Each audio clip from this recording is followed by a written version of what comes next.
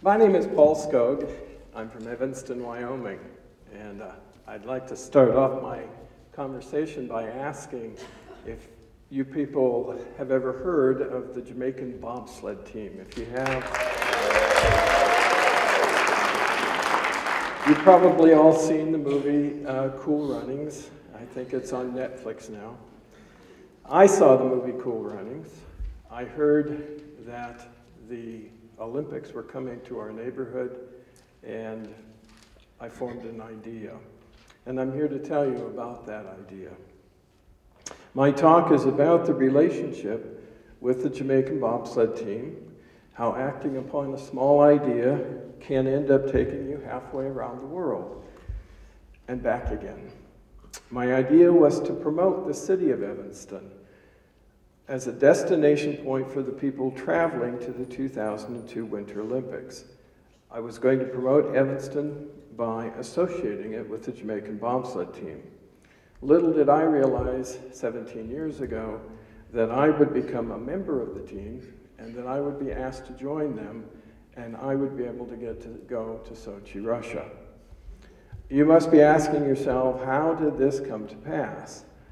You must ask yourself, how did this guy standing before you, sort of like John Candy, this lawyer from Evanston, this fellow with a Swedish-English heritage background, this fellow who was born and raised in Nebraska, how did he finagle a trip to Sochi, Russia, as a member of the famous Jamaican Bobsled Team? To paraphrase John Candy from the movie, he would have put it this way: 4 black guys in skin-tight spandex suits and 1 overweight, aging white guy going to the Olympics.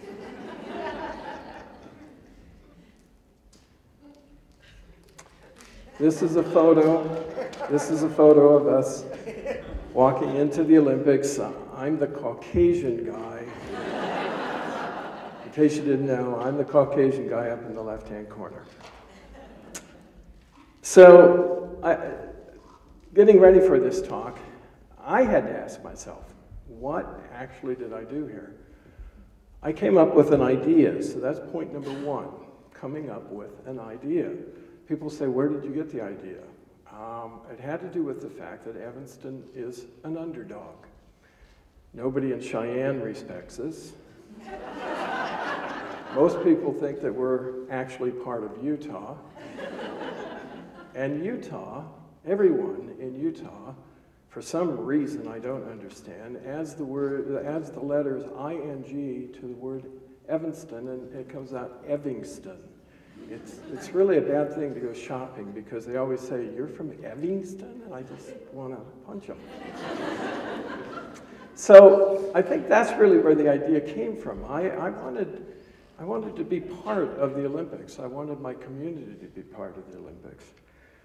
The second point is you have to take action on your idea. And I did. I took action. I'll talk about that in a minute. And finally, as Lisa brought up, you have to rely on a lot of help from a lot of people.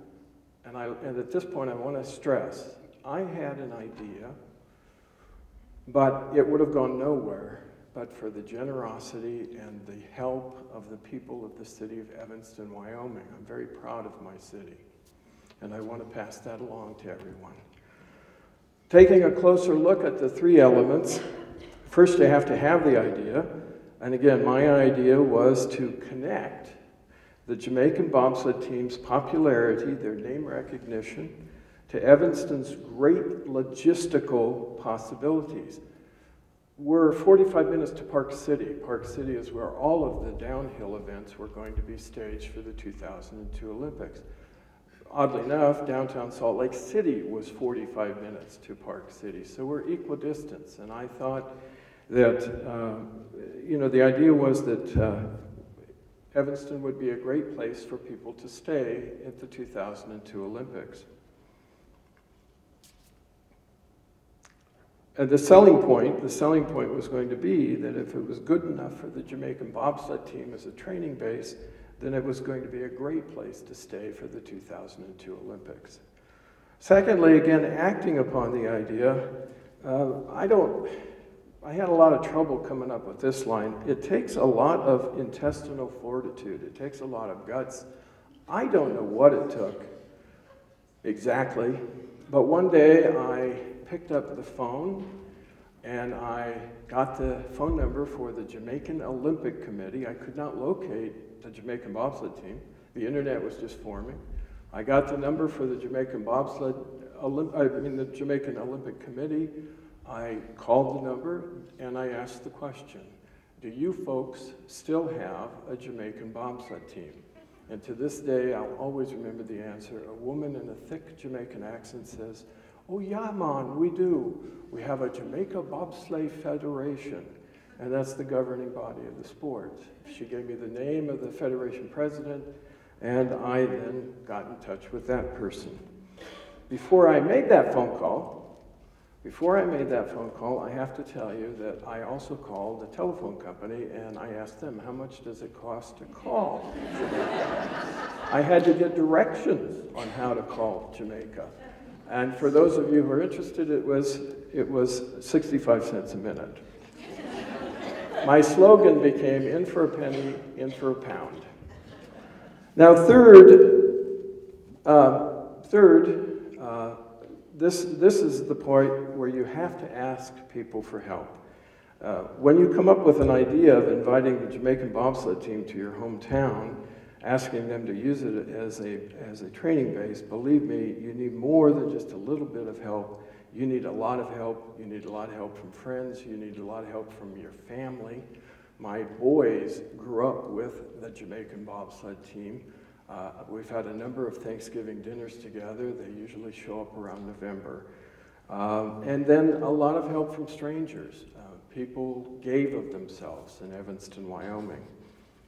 The short history, it began in January of 1997. There's a story in the newspaper. Bobsled track is opening in Park City, 5 years ahead of the 2002 Winter Olympics.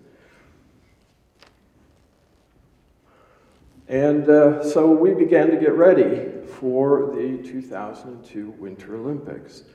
The idea is formed. I put two and two together. Evanston is 45 minutes from Park City. I wanted to be a part of the Olympics. I wanted the town to be a part of the Olympics. I wanted the children.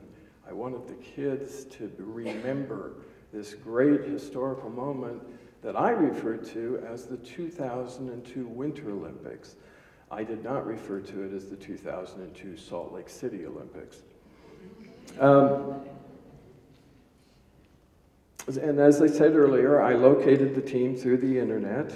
I got in touch with the president of the federation, and surprisingly enough, even to this day it surprises me, they were very interested in locating. They were still training up in Calgary.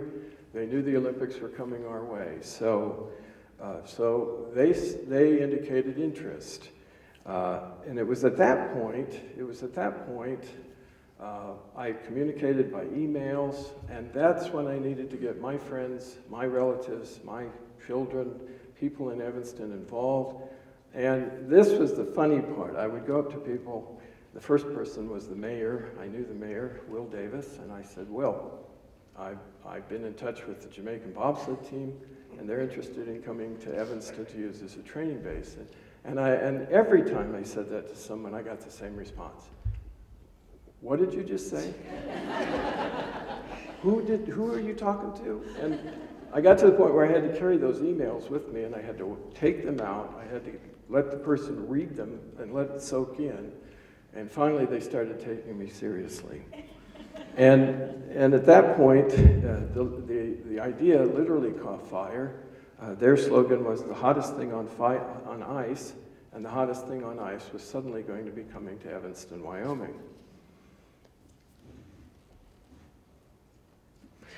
This is the first team that arrived in Evanston, Wyoming. 1997, it's now the fall of 1997, and they send these gentlemen. The team's captain is Devin Harris, the middle person in that photo, Devin was he was on the team of the 1988 Calgary team. And he was getting back into bobsledding, and he was looking forward to going to Nagano, Japan. Guess what? They needed the funding. They needed the assistance.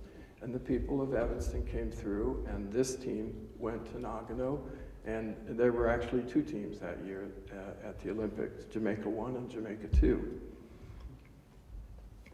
And to add to this, we got what I was hoping for. Evanston got a heck of a lot of publicity. We had local news stories in the Salt Lake Tribune. We had on the front page, we had a story in Sports Illustrated. It's on the wall out in the hallway out there if you want to read it. We had a story on CNN. I had my picture in Sports Illustrated.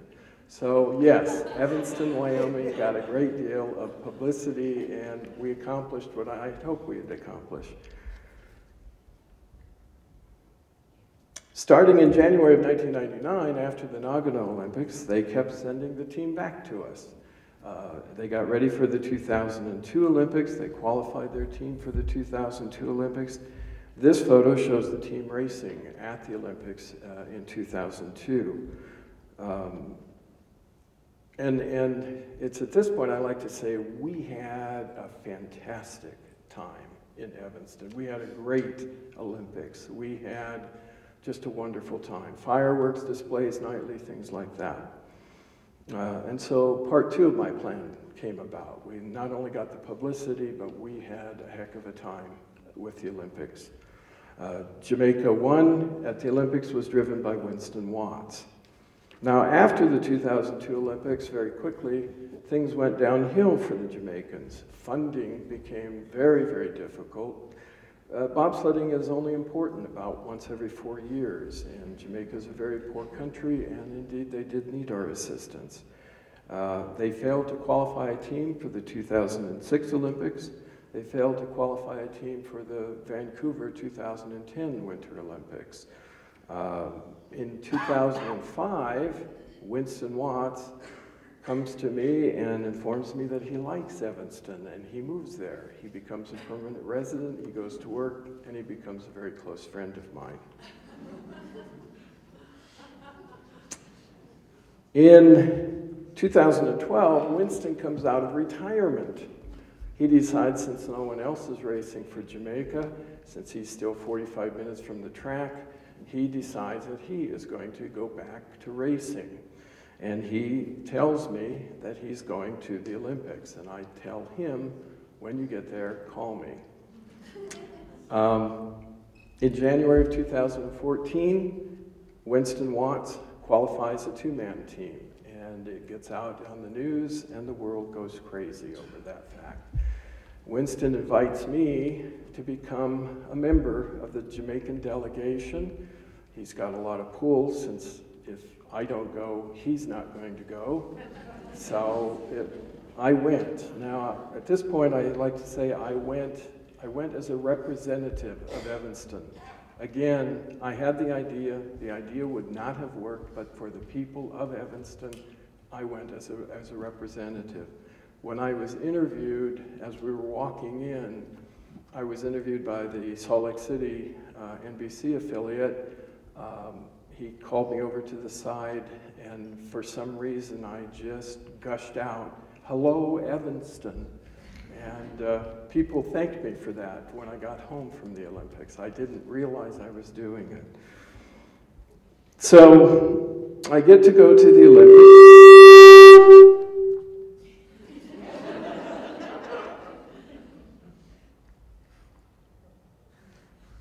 And officially, I'm listed as the equipment manager. I have credentials. Again, I'm, aging white guy. I have the credentials. And of course, the first thing that I do is I lose the equipment. I don't know if you saw it in the news, but we arrived in Sochi, Russia, and we did not have our baggage. And I didn't really lose it. The airline lost it. This is Winston getting the phone call. "You did what?" And he and I were roommates at the Olympics. So finally, in closing here, I'd just like to say, If you have an idea, take action on that idea, and make sure you have a lot of friends who can back you up and help you on that idea. Thank you.